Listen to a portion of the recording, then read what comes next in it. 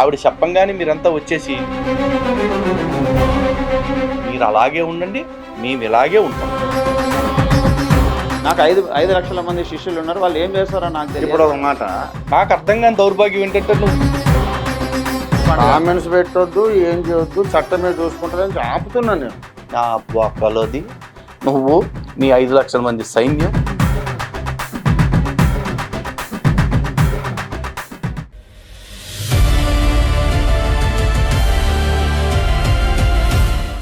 హిందూ బంధువులందరికీ జై శ్రీరామ్.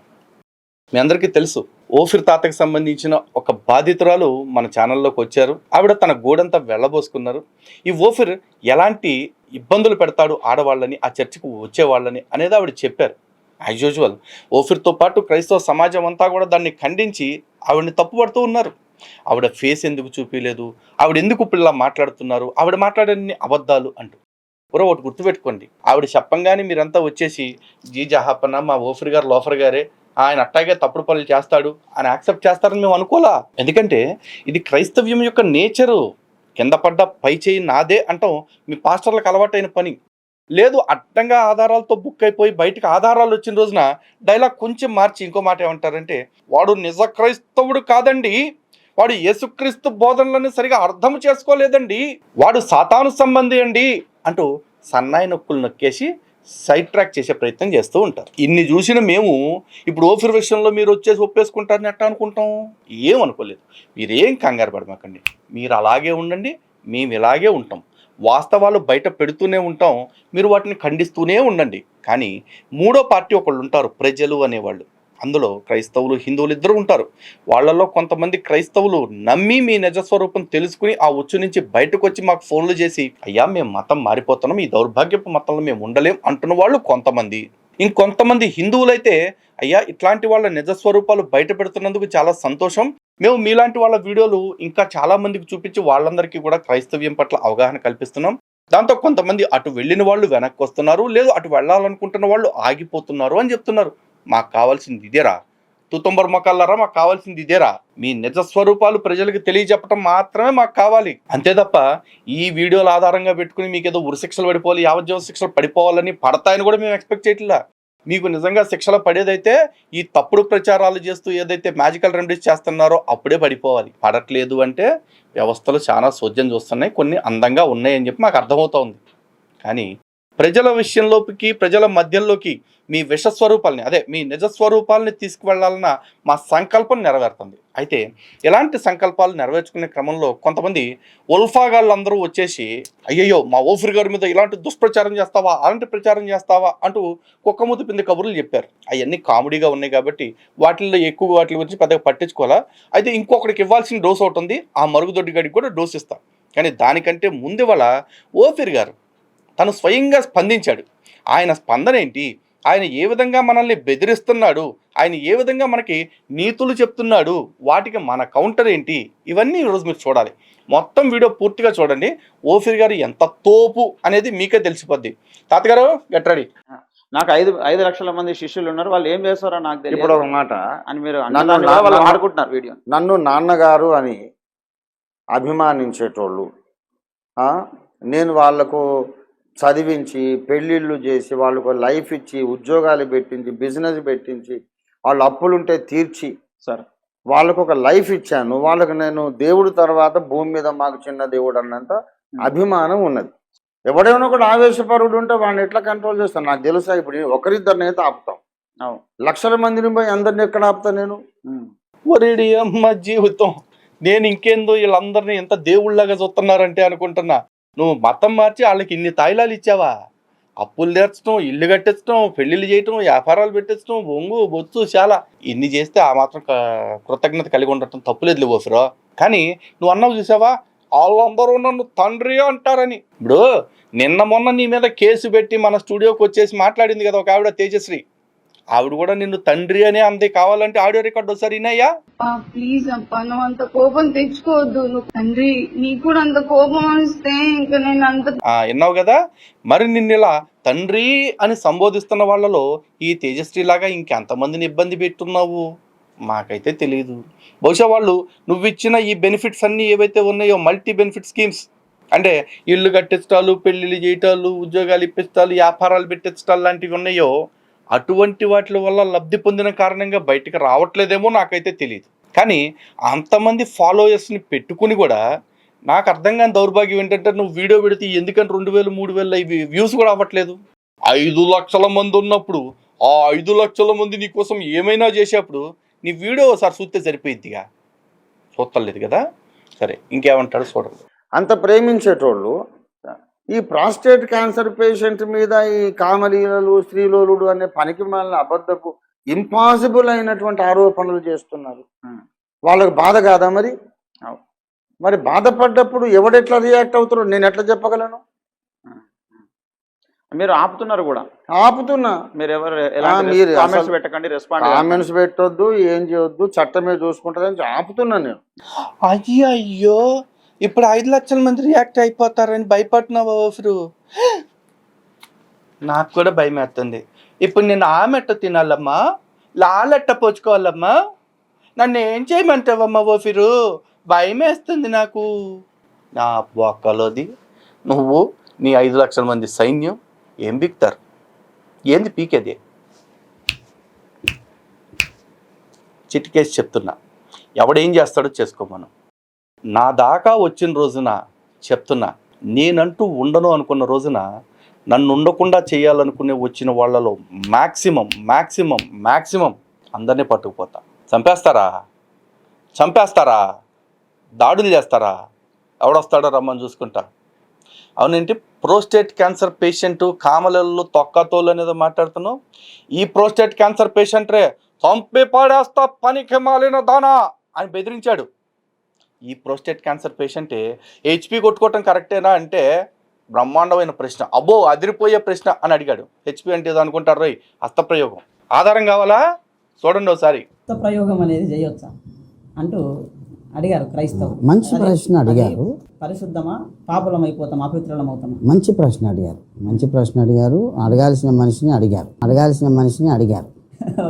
ఈ సెక్స్ విషయంలో, లైంగిక విషయాల్లో బైబిల్ ఎంత విస్తృతమైన నాలెడ్జ్ ఇస్తుందంటే షాకింగ్గా ఉంటుంది. లేవియా కాండములో స్పష్టంగా పురుషుడు పురుషునితో శయనించకూడదు అంటే గే రిలేషన్షిప్స్, పురుష సంయోగము చేయవాడిని చంపేయాలి అని అంటాడు. అలాగే లెస్బియనిజం గురించి రాయబడింది. తర్వాత యూదా పెద్ద కుమారుడు ఏరు చనిపోయినప్పుడు తమ్ముడికి ఇచ్చి పెళ్లి చేస్తే ఈమెకు కొడుకు పుడితే అన్న కొడుకు అనిపించుకుంటాడు కానీ నా కొడుకు కాదుగా అని అతని వీర్యమును వదినలో వదలకుండా బయట వదిలాడనే విషయం అంటే ఇంత విపులంగా రాయబడింది. మరి అంత విపులంగా రాయబడిన ఈ గ్రంథంలో హస్తప్రయోగం అనే మాట ఎందుకు రాయబడలేదు? ఇది నా క్వశ్చన్. మరి యవనస్తులు తమను తాము సుఖపెట్టుకోకూడదు, వివాహం అయ్యేంత వరకు ఏ రీతిగాను వాళ్ళకి లైంగిక సుఖం ఉండకూడదు, లైంగిక సుఖం కూడా యత్నించకూడదు. ఈ విధంగా దేవుడు బైబిల్లో రాయలేడా? రాయగలడు. అవన్నీ రాసినోడు దీన్ని ఎందుకు రాయడు? నేనేమనుకుంటున్నానంటే స్థిరంగా, deliberately, intelligently, thoughtfully God avoided this subject in the Bible. Prostate cancer patient మరి ఏదో పెద్ద సెక్స్ స్పెషలిస్ట్ లాగా డాక్టర్ సమరంకి సీనియర్ లాగా మాట్లాడుతున్నావు మరి ఇక్కడ కూర్చుని. మరి ఇవన్నీ కూడా నువ్వే కదా మాట్లాడుతుంది, కామలీలల గురించి. ఇక్కడ అయిపోయిందా? నువ్వు మాట్లాడిన రోత మాటలు ఇంకో 2-3 చూపిస్తాను, మాట్లాడు. దేవుడు కానీ, దైవజనుడు కానీ, ప్రవక్త కానీ ఎవరింట్లోకి జొచ్చి జ్వరబడి ఎవరిని అత్యాచారాలు, మానభంగాలు, ఏదేదో అట్లాంటి దుర్మార్గం పనులు చేయరు. ఉల్టా జరుగుతుంది. వాళ్ళు వచ్చి ఉల్టా రేపు చేస్తారు, అది సంగతి. వాళ్ళు వచ్చి మీద పడతారు, అది అసలు సంగతి. ఏ true anointed man will never run after women, but women run after an anointed man. అర్థమైందా? అభిషిక్తుడు స్త్రీల కోసం పరిగెత్తాడు, స్త్రీలు అభిషిక్తుల కోసం పరిగెడతారు. ఆడపిల్లలు ఎంత వచ్చి మీద పడ్డా కూడా అట్లా నువ్వు రియాక్ట్ కావద్దు కదా అని అంటే, ఆడపిల్లలు వచ్చి మీద పడుతుంటే రియాక్ట్ కానివ్వండి, పరిశుద్ధుడు అనరు. 0.5 అంటారు.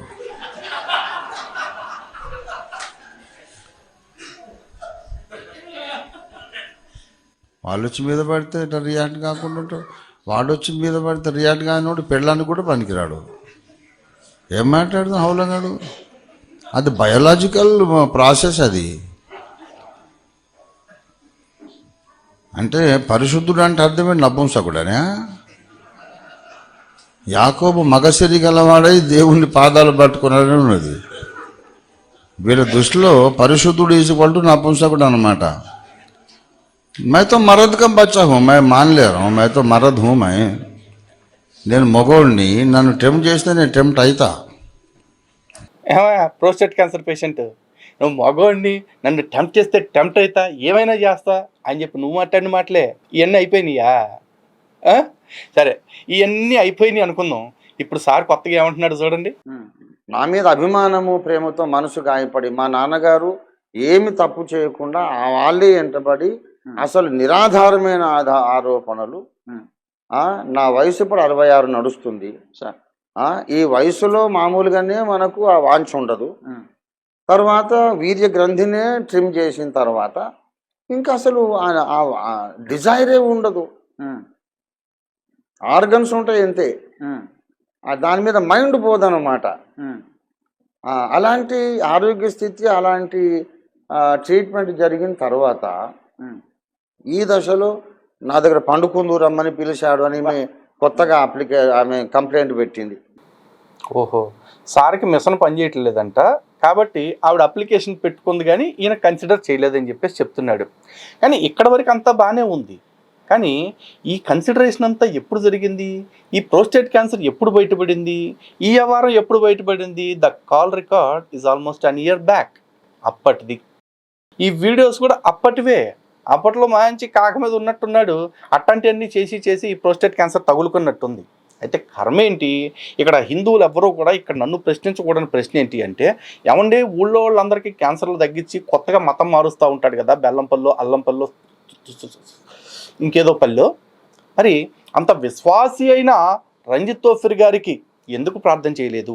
ఎందుకు ఆ ప్రోస్టేట్ క్యాన్సర్ని టచ్ అని చెప్పేసి పోగొట్టలేదు అని నన్ను అడగమాకండి. ఎందుకంటే ఈ కొత్త ఈ మహిమలు, లేకపోతే ఈ మిరాకిల్ ప్రేయర్స్ ఏవైతే ఉంటాయో, హీలింగ్ ప్రేయర్స్, ఇవన్నీ కూడా క్రైస్తవ్యంలో నిజానికి ఓటీఎస్లు అనమాట. అంటే వన్ టైం సెటిల్మెంట్లు.